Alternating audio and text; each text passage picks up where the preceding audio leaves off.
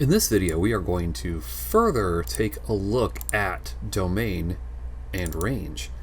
And this kind of tags directly after the video before this, which kind of talks about what is a function, how do we define a function, what are the tests for functions, and let's now get straight into the domain and range of a function. Like, let's say we have a function, or actually we can even use things that aren't functions like circles, and let's talk about their domain and range.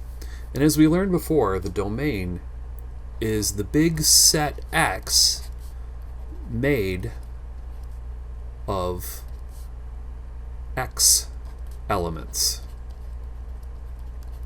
Now, X doesn't mean a quantity, it's just that the element inside of the big set X is all of the other x's. That would be coordinates, technically, if you wanted to think about coordinates on a axis.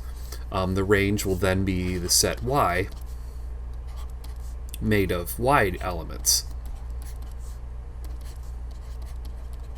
Now, you've probably heard about domain and range before as domain are the x's and the range is the y's, and that's good. Let's kind of like try to apply this a little bit. Let's say you were born in 1980 and you are basically living currently to the year and through the year 2020. Or maybe you want to think like, well, maybe we haven't gotten to 2020 yet, but I plan to be alive between 1980 and 2020. What's important about this analogy is that the domain are the years that you are alive. This is the domain of your life. You live during these years. So again, assuming that we're born in 1980 and still approaching, but maybe not completely finishing 2020. At the time of this video, 2020 isn't over yet. So let's just say we're in it, but not fully through 2020. Now the range would be your span of life measured by an age. So what we're going to do is on the y-axis here, where we're going to have our range, we're going to go by tens. Actually, technically we're going by fives, but we're going to be a little lazy and mark every 10 instead of marking every single value there. And then we're going to start off by saying that this corner is going to be 1970. So this is going to be 1980, 1990. Actually, let me change that a little bit. We can really spread out a little bit. There's no reason to go this short. Let's start with 1970, 1980. So this goes by every 5, but again, I'm going to be a little lazy and not mark every single tick mark. So here's 2010 and 2020. Whoops, 2020. Okay, so what this means is that if you were born in 1980, we're going to put a solid dot right there on your birthday.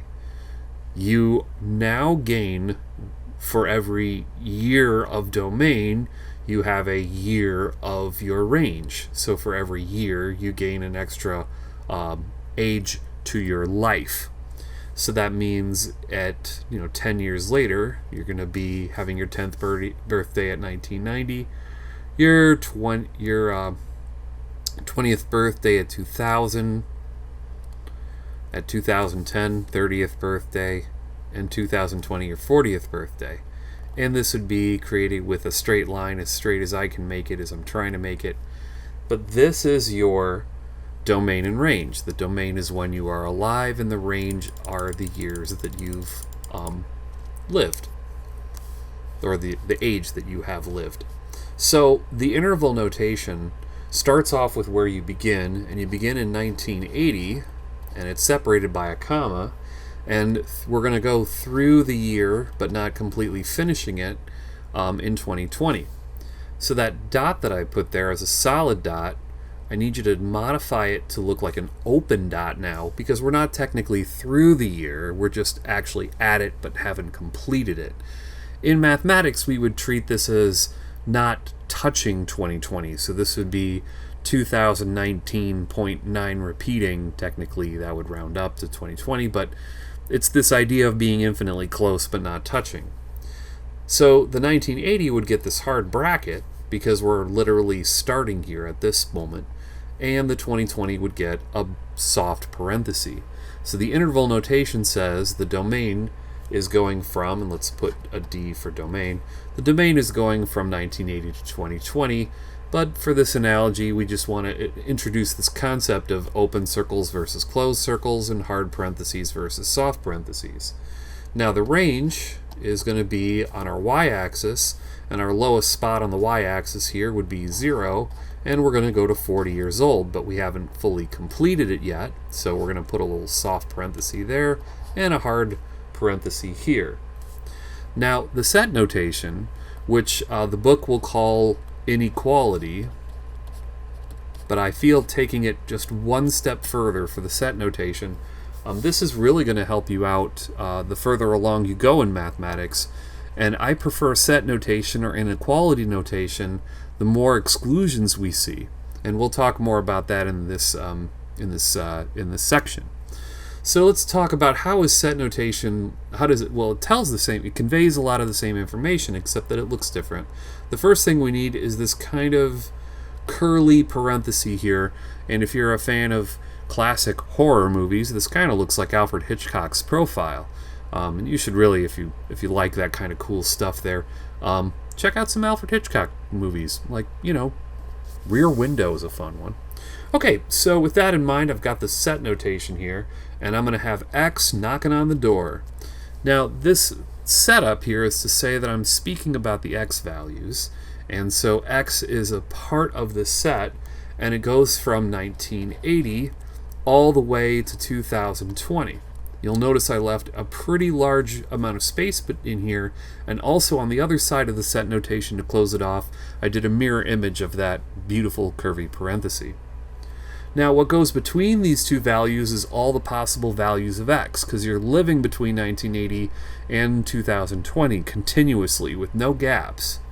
Now the X is going to be less than 2020, notice the open circle, and the X is going to be greater than or equal to 1980. Now you did hear me correctly. I did say greater than or equal to, even though in the position of this it is less than or equal to, but I was reading it from the center to the left. X is greater than or equal to 1980, and X is less than 2020. Reading from left to right, I would have said 1980 is less than or equal to X, which is less than 2020. So the Y starts off, the Y set for the range, because this is my domain, this is my range. The Y is knocking on the door because we're talking about the possible Y values, and we're going from 0 to 40. Now because the 40 has an open circle, we're going to have a less than symbol there. We're going to have Y, because this is what we're talking about. We're talking about the Y values are going to be between 0 and 40. So check it out. That looks fantastic. That is your domain and range. And now, what's cool about your book is that your book kind of goes over some basic shapes. Now, if you look carefully in the book, it actually gives away the domain and range in in interval notation. But what I'm going to do is I am going to I've blown up the pictures so they're really large. And now that the pictures are really large, what you can do is kind of try to guess what the domain and range is based on the function. Alright, so let's take a look at the first picture here, the constant term. Okay, so here's the constant function, where you have essentially the left and right of this is going forever. It's going to infinity and beyond. And the domain is that left to rightness. But what about my range, which is the height? You'll notice it's not changing. The range of this function, the y value is exactly the same at point C. So if we were to do the domain and range of the interval, you'll notice that the domain goes from negative infinity to positive infinity. It goes left forever and it goes right forever.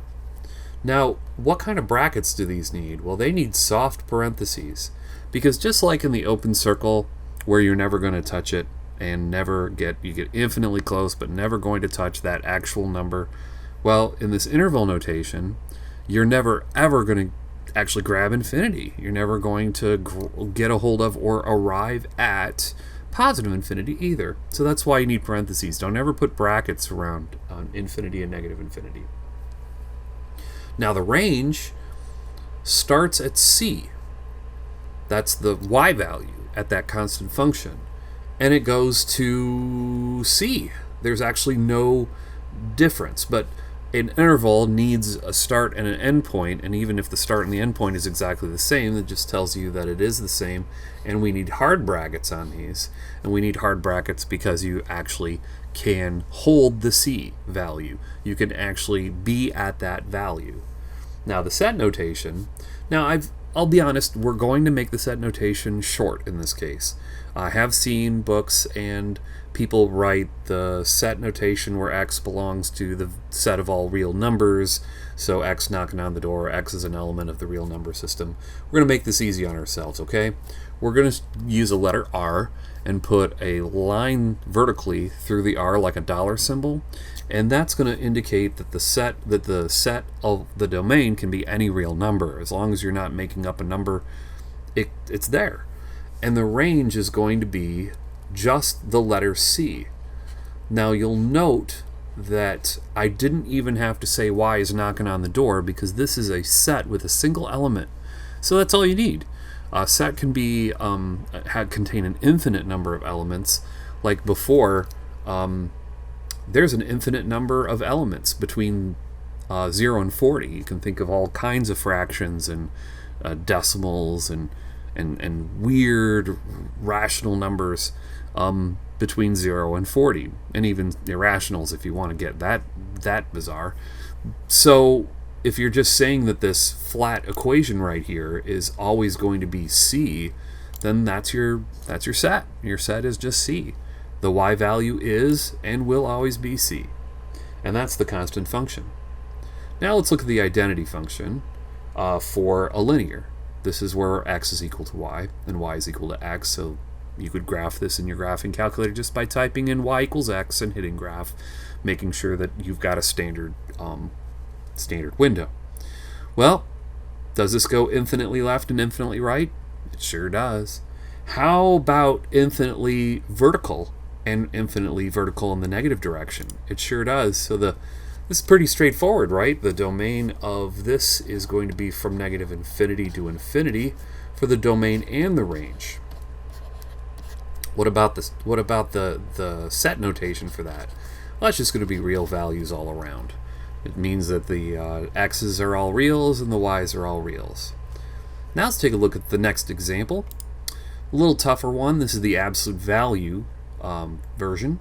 The absolute value, does it go left and right infinitely? Take a look to the left, take a look to the right. Does it go left and right infinitely? Yeah, it sure looks like it, doesn't it? The left goes infinitely left and the right goes infinitely right. So what that means is that that domain's going to be all real numbers. But the range is not going to be all real numbers because the y doesn't go infinitely like to the negatives. In fact, the y goes to 0 and doesn't go any lower. So let's see about how we do this then. Well, we already know that the domain is pretty easy because, as we said, that went from negative infinity to infinity, and that is the set of all real numbers. Probably put my second line in there. Perfect. Okay, now the range is going to start with 0 and go to infinity, so we need a bracket 0, comma, infinity, parenthesis. This goes from 0 to infinity. Now another way to write it in set notation is we're going to take our Alfred Hitchcock symbol and say y is knocking on the door. Y is the set of any values where y is greater than or equal to 0. And that inequality shows the infinite amount of values that there are between 0 and infinity, just like that. So you can see that in problem number 1 here, where we had the constant function, there was no need for a y, just because we had that single element. But here we do need a y because this goes to an infinite number here. All right, let's look at a quadratic. So taking a look at the next picture, here's your quadratic. Boy, compare the quadratic to the absolute value. What do you think? They're the same domain and range, aren't they? The quadratic and this this basic quadratic, we're not doing any funky things with this x squared graph. This plain Jane quadratic has the same domain and range as the absolute value. So we'll quickly write this down. Negative infinity to infinity, because it goes infinitely left and right, even though it looks like it might go straight up. It doesn't, just it's infinitely wider. And this is going to go from 0 to infinity, and this goes, y is an element, sorry, y belongs to the group of where y's are greater than or equal to 0. Okay, how about a cubic? What does a cubic look like? Well, if I have an x cubed graph, there it is. There's y equals x cubed. And what do you think about it? Infinitely wide, left and right? I think so. How about infinitely tall and short? Does it go like infinitely tall and infinitely negative? Or I should say infinitely positive and infinitely negative on the y for the range? And the answer is yes for both. The cubic is very straightforward. Negative infinity to infinity for the domain and range, if we write that in interval notation, and if we write it in set notation, here's what we got. Okay, so now we got to get to some weirder ones. Let's talk about the reciprocal and the reciprocal squared. Okay, so the reciprocal is going to be our 1 over x, and here we have our 1 over x equation, and it looks like, does it go infinitely left and infinitely right? It does, but is there any place that it doesn't exist in the domain? And the answer there is 0. This will get infinitely close, but not touch that y-axis. And then it starts from way above and sharply drops off here. And again, it will not touch either the x or the y-axis. So even though you might want to say, oh, I mean, looks like this is going to infinity in vertically and horizontally. It's true, but you can't say all real numbers because the number that's excluded for both the domain and the range is 0. So how are we going to talk about that? Well, this is when the set notation definitely has its advantages, but let's talk about interval notation first. If we're going to talk about interval notation, we're going to start off with the fact that it does go to negative infinity, and then it goes to 0. Now, it actually doesn't touch 0. It gets infinitely close to 0, but it doesn't quite touch it. Now, it then, on the other side of the y-axis, it doesn't touch 0, but then it shoots all the way to positive infinity. So how do I write this? Well, what I'm going to do is write this letter U between the two, and this letter U means union.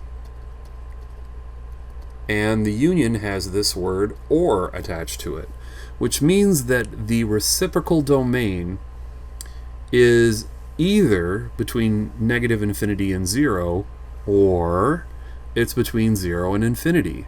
And the union means is that you have to take both of them, and that would give you your full domain.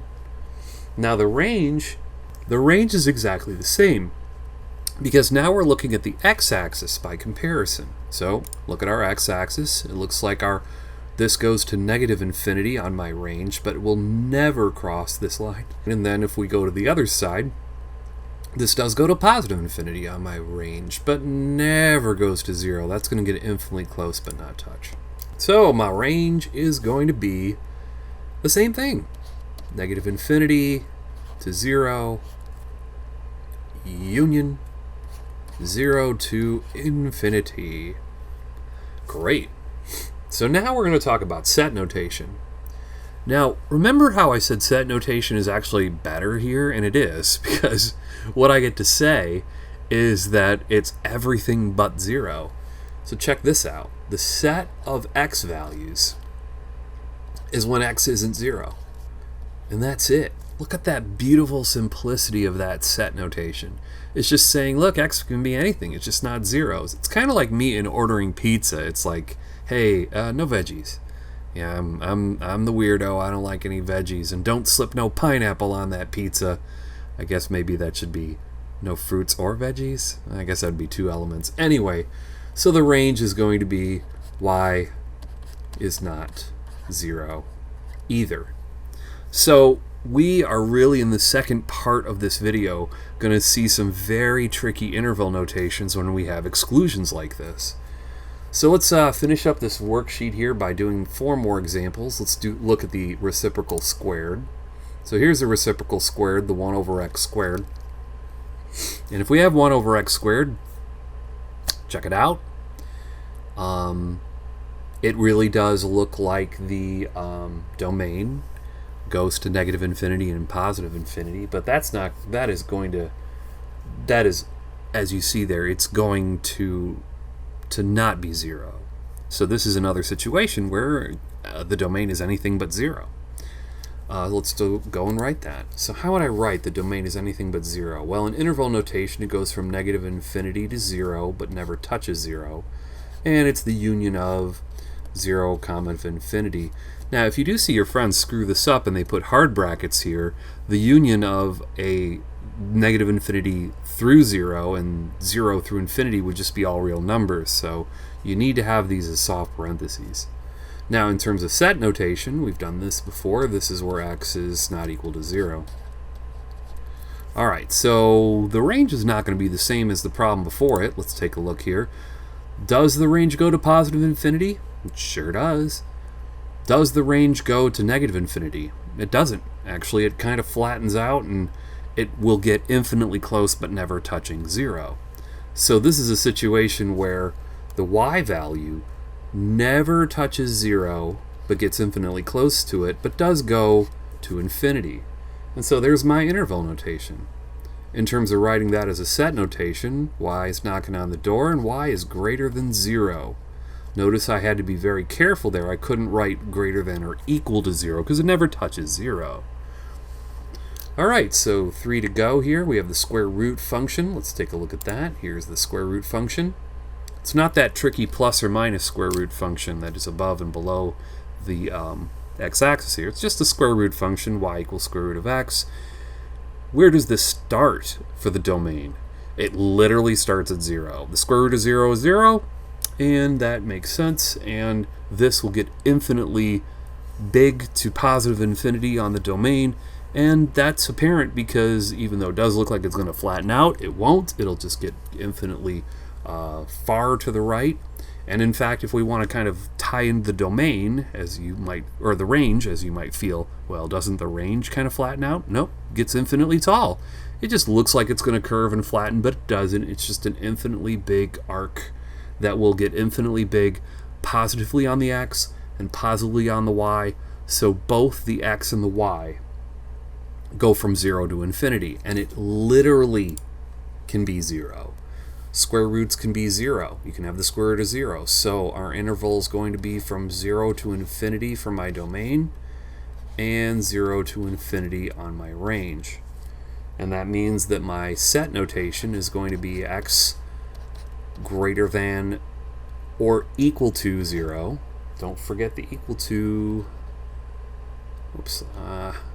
Pencil it. That's a terrible. My brain won't let me leave it alone. It's like erase it.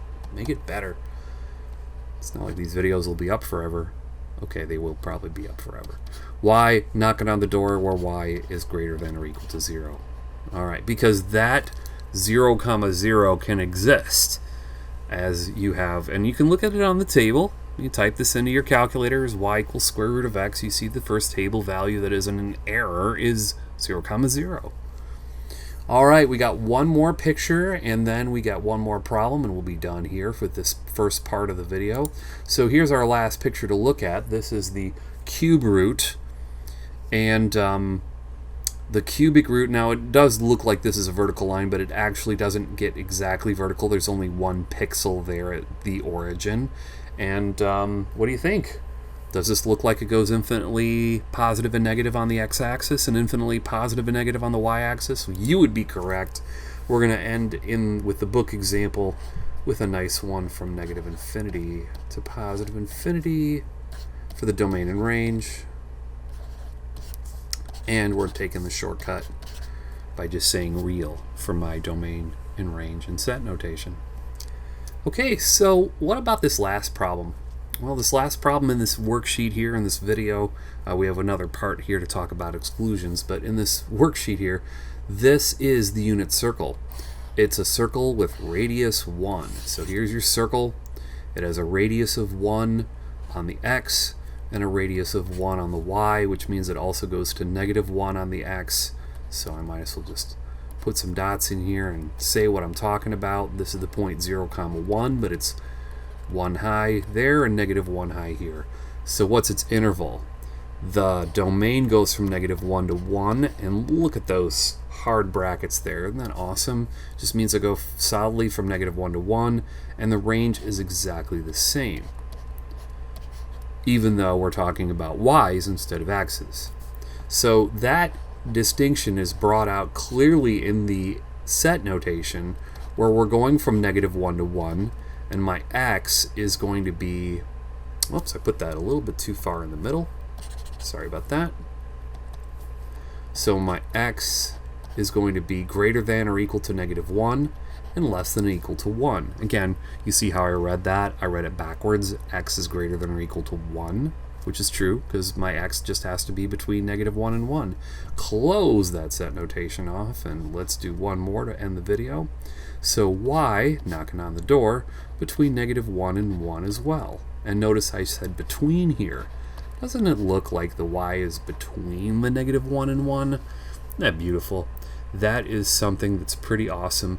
And when you have this kind of betweenness, then you've seen me do the word or before. Well, this feels like an and, where x has to be between -1 and 1. So again, I don't want to dive too deep into set notation here, but this is kind of cool. Know how to do all of these for the homework here, but we got one more section to go to really drill down in domain and range.